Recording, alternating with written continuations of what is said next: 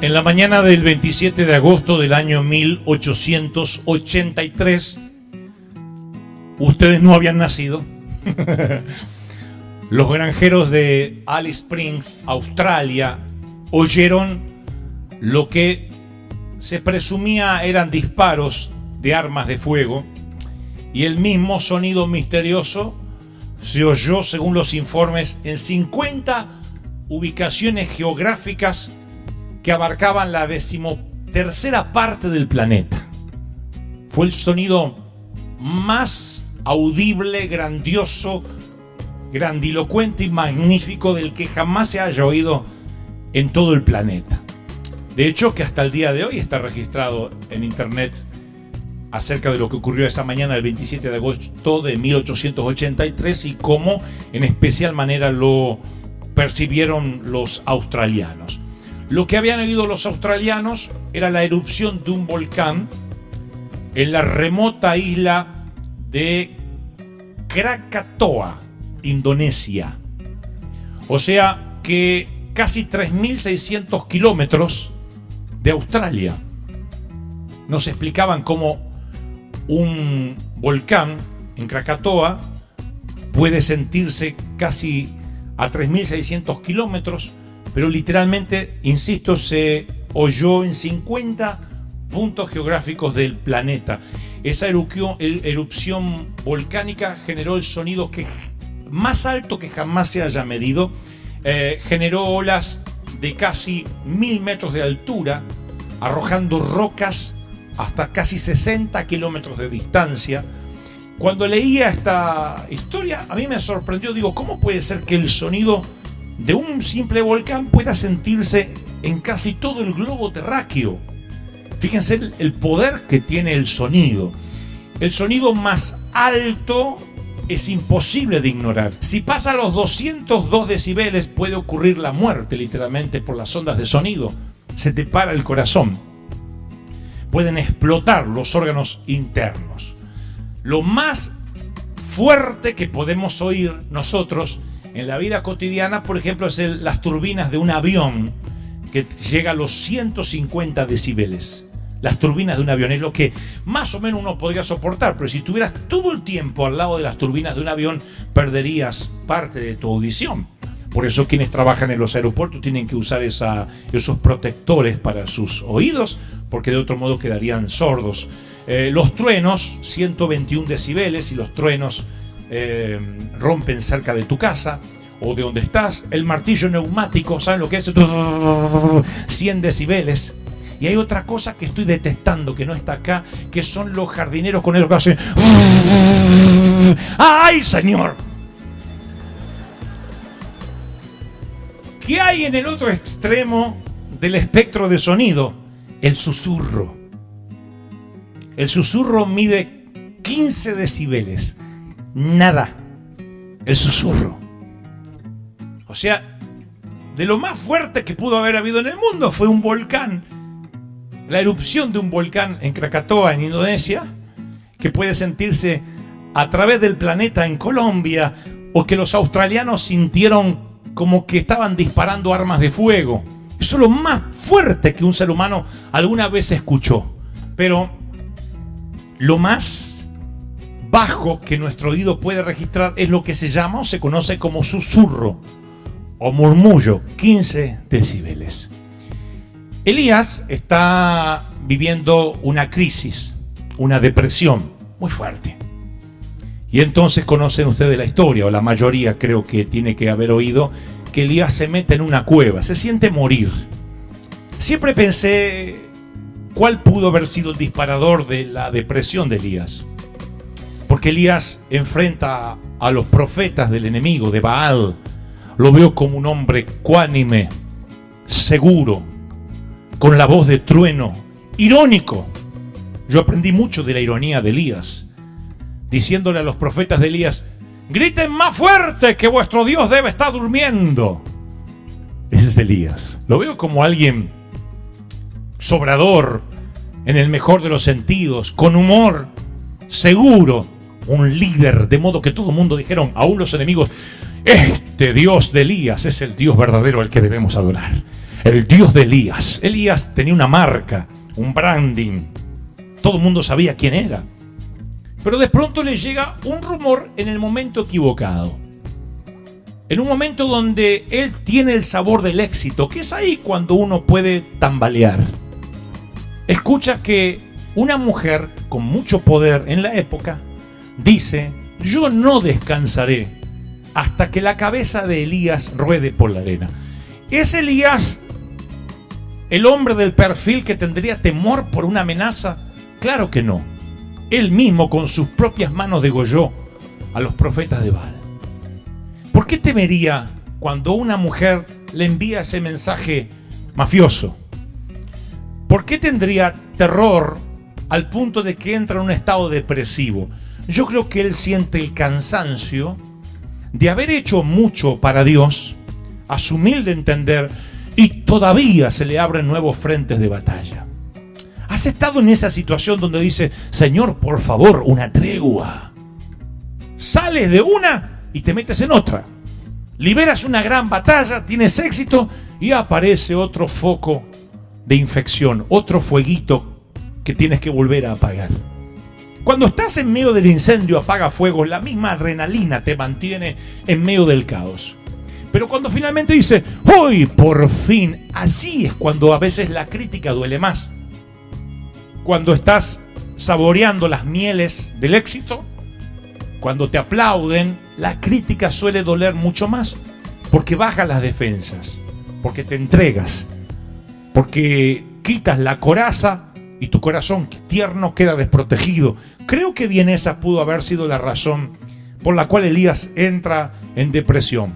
Freud diría que en el cuadro de la psicología tiene un cansancio de un residuo de una gran lucha. Y ese efecto residual hace de que esté abierto a cualquier palabra positiva o negativa, y eso finalmente fue lo que determinó su depresión. Sea lo que sea, ahí está en una cueva deprimido. Ya sea por una razón freudiana o una razón bíblica, está deprimido. Y así es cuando Dios tiene que demostrarle su poder.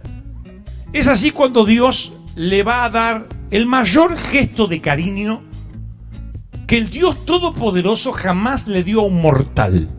Quiero que me presten mucha atención porque lo que le diré es revelador. Yo no me había dado cuenta de esto, no hasta escribir este mensaje. Me di cuenta que Dios quería darle un gesto de cariño que jamás le había dado a ningún otro mortal. Pero ¿cómo Elías va a valorar un murmullo? ¿Cómo va a valorar los sonidos del silencio si no conoce el sonido de la turbina? Si no conoce el sonido del trueno, el sonido de un jardinero con una máquina chupatierra. Si no conoces el sonido de la contaminación ambiental, nunca valorarás los sonidos del silencio. Así que la Biblia narra que él está en la cueva y antes de que el Señor pronuncie esas magníficas palabras: ¿qué haces aquí, Elías?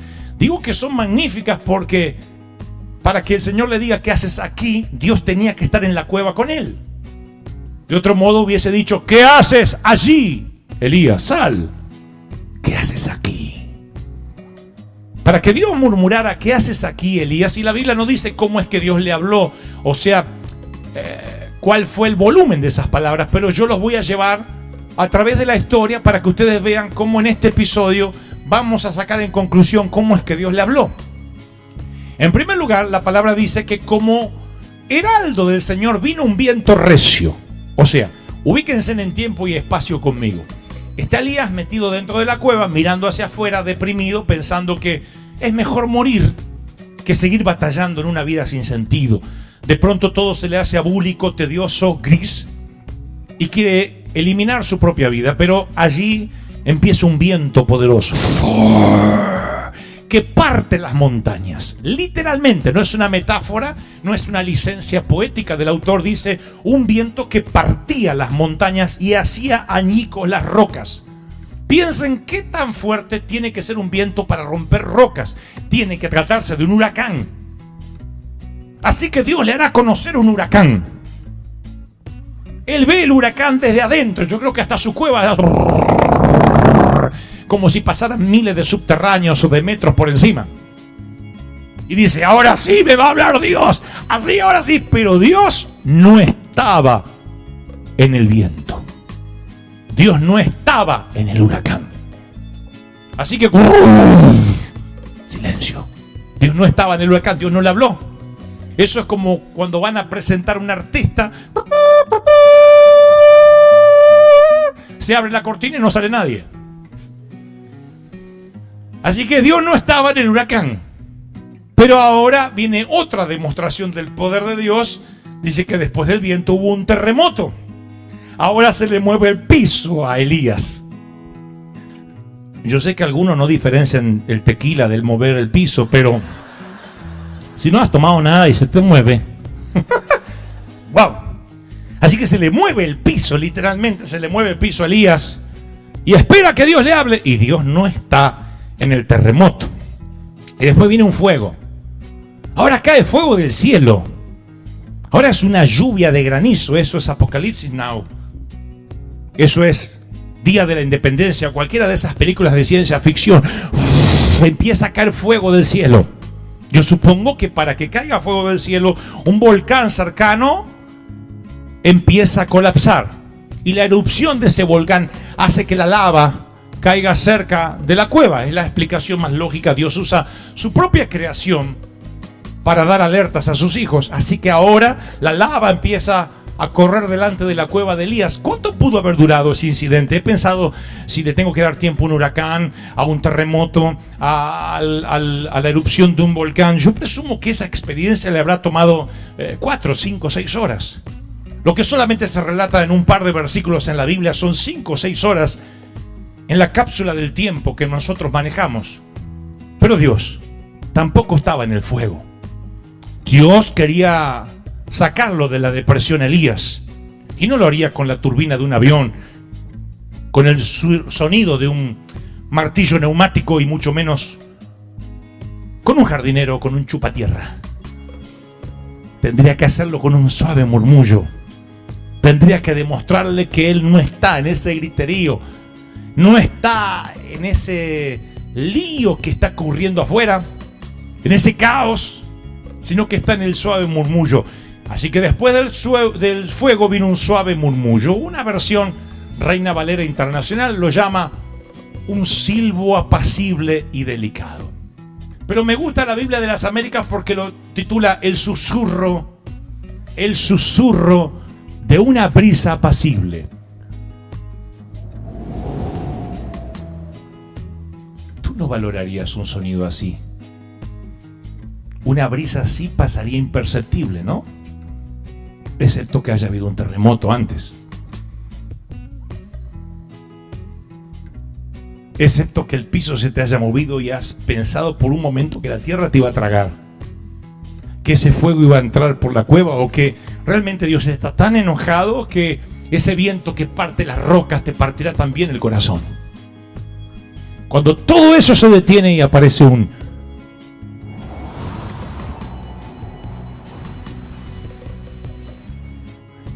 eso llama la atención de Elías. Está exactamente Elías en el otro extremo del espectro de sonido. Todo lo ruidoso estuvo acá. Ahora está en el otro extremo. El ruido delicado del silencio. Ese es el sonido del silencio. Cuando Dios quiere sacarte de una depresión, suele hablarte con un susurro, justo por encima del umbral absoluto de la audición, que tienes que hacer mucho silencio para oírlo. El término murmullo se define según el diccionario como el hablar muy suavemente usando el aliento, no las cuerdas vocales. Eso es lo que Dios está usando ahora para hablar con Elías. Está usando un murmullo. Y yo pienso que usar el aliento en lugar de las cuerdas vocales es muy de Dios, porque así fue como creó a Adán. Susurró con su aliento en el polvo y lo llamó Adán. Y se creó Adán. No hizo a Adán a los gritos. Puede que te grite tu mujer, pero Dios no te hizo a los gritos. La vida, la creación empezó con un murmullo, con un suspiro. Tú también. En general se susurra o se murmura cuando se quiere guardar un secreto. No hay forma más íntima de comunicarse y parece que es el método preferido de Dios cuando te quiere sacar de la tristeza.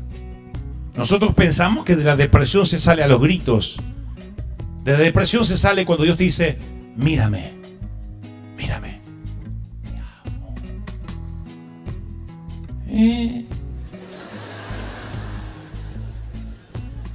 Y algunos creen que retando a la gente va a tener alegría. Yo he descubierto que la palabra dulce, amable, la palabra elegante del Espíritu Santo hace que tú bajes la guardia, que tú digas, Señor, nada se compara a un, hey, ¿qué haces aquí, Elías? Imagino a Dios literalmente así como estoy yo. ¿Qué haces aquí, Elías? Y Elías, ¿cómo que hago acá? Sí, cabezón, vístete, ciñete. ¿Qué me quedo allí? Me quedo allí. Largo camino te resta. Vamos, come. Lo manda a comer. Qué lindo que Dios te manda a comer. Otra vez comiendo viejo, obedeciendo al Señor.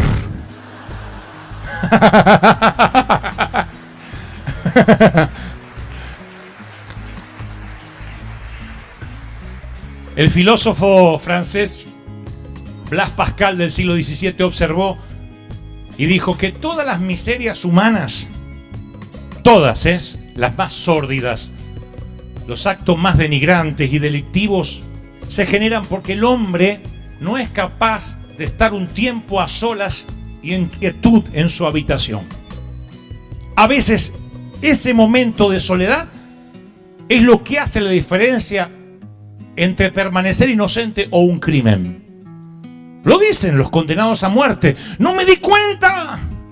El ruido de la ira me ensordeció. Alguien me chocó el auto y saqué un arma y le imparé a matar. ¿Valía la pena el automóvil? En Argentina ha pasado gente que de repente alguien le abolló un farito del auto, la luz trasera. No que corrió peligro su vida, le rompió, le rayó el auto, bajó con un arma o con un palo y le rompió la cabeza. Terminó 50 años en la cárcel sin disfrutar el auto.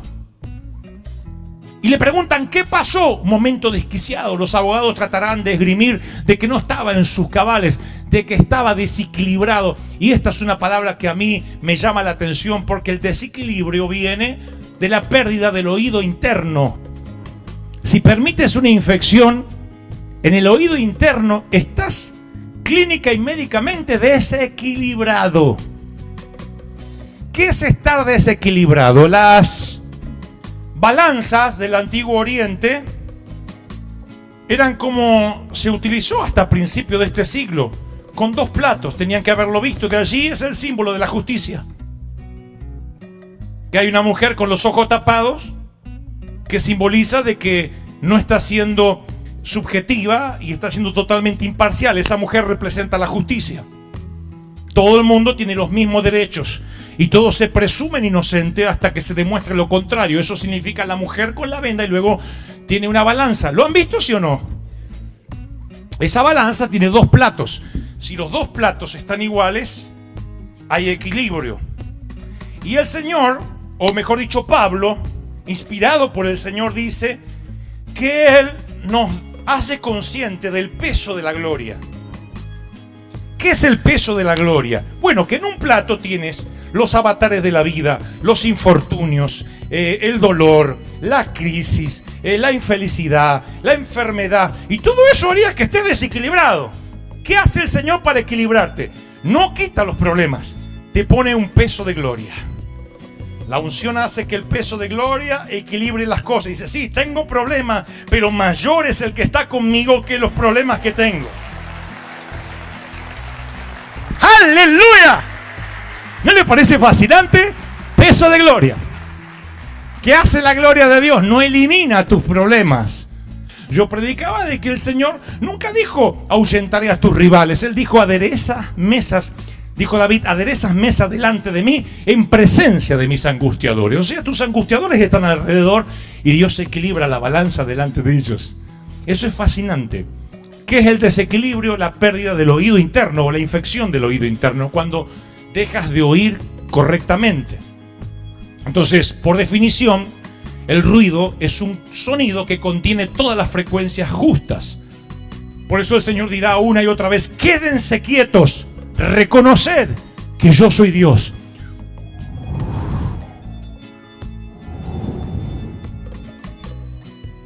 Cuando no hay ese murmullo, escuchas ruido, y un común ruido contiene todas las frecuencias juntas, se hace muy difícil oír por separado esas frecuencias, y en especial se hace difícil oír la suave y apacible voz de Dios. Yo he llegado a concluir de que mi vida está muy llena de ruido. Nuestra vida se llena de ruido. No es una guerra que se gana con facilidad porque la batalla es diaria. Pero hay un momento que si lo tomas como quien hace una dieta de desintoxicación, escucharás la voz audible de Dios cada vez más. Dios siempre murmura cuando te ama mucho. Y como te ama mucho, siempre murmura. Y para oír esa voz, tú tienes que callar todos los ruidos externos. Es una batalla diaria porque a veces encendemos la tele nada más para que haya ruido. Cuesta mucho silenciarse. Por lo general estamos hablando y hablando y hablando y hablando, y así somos hasta cuando oramos. Y no está mal hablar si te gusta hablar. El tema es cuando hablas y todavía tienes los oídos sucios. O estás desequilibrado porque tu oído interno se infectó. Y desequilibrado no sabemos cómo orar, y entonces necesitamos una limpieza. La famosa sinfonía, una de las piezas de música clásica que más se han escuchado e interpretado en todo el mundo, la más famosa, la sinfonía número 5 en do menor de Beethoven. Es famosísima por las primeras dos notas. ¡Tanananan! ¡Tanananan! ¿Reconocen, sí o no? Algunos que, además de Despacito de Fonsi, no escucharon otra cosa.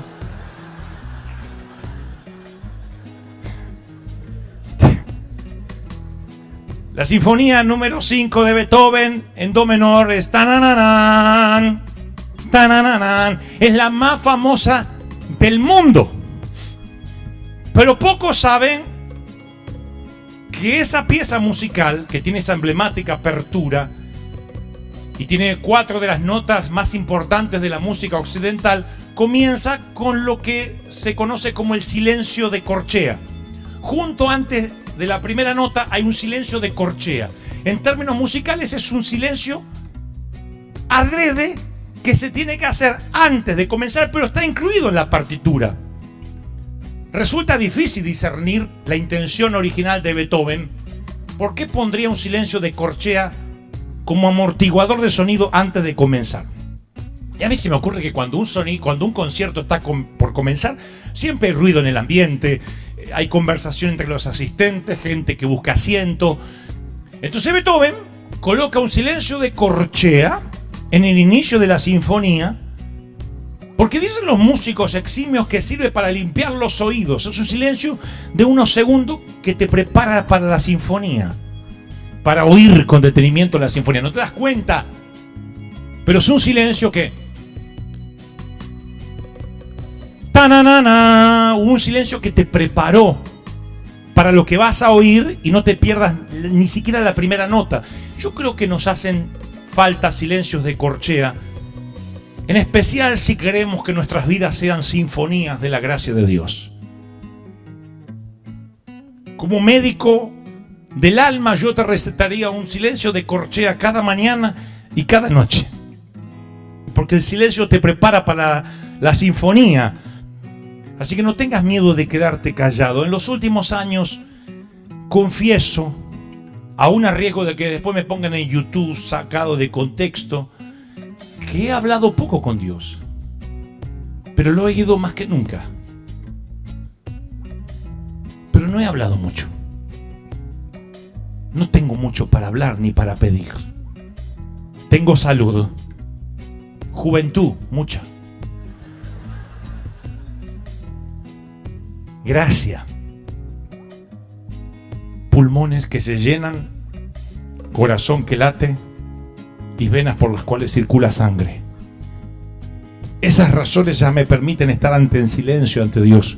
Y Él viene y susurra. A veces son órdenes, a veces, por lo general es: ¿qué haces aquí? Te extraño.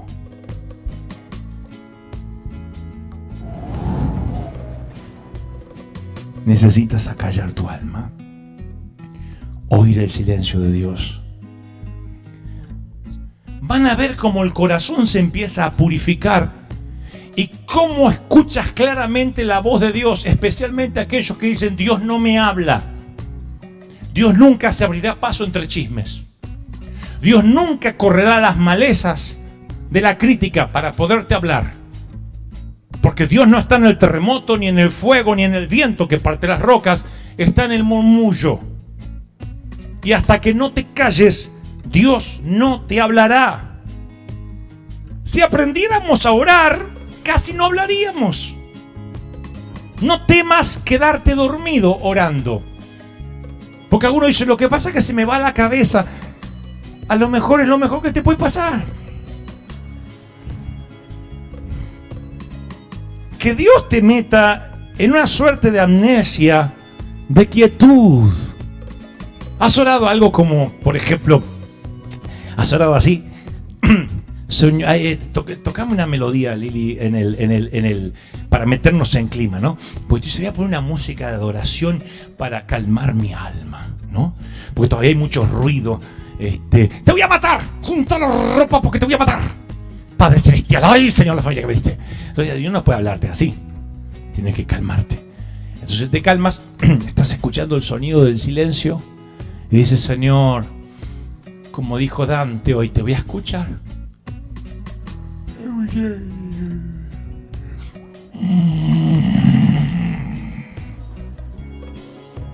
Ay Señor, perdón. No. Primero asegúrate de estar con Él. Después que te asegures de estar con Él, no temas dejarte arrullar por Él. Y Elías siente un sopor, algo que lo envuelve. Y Dios le dice: hey, levántate, come, bebe, que largo camino te resta.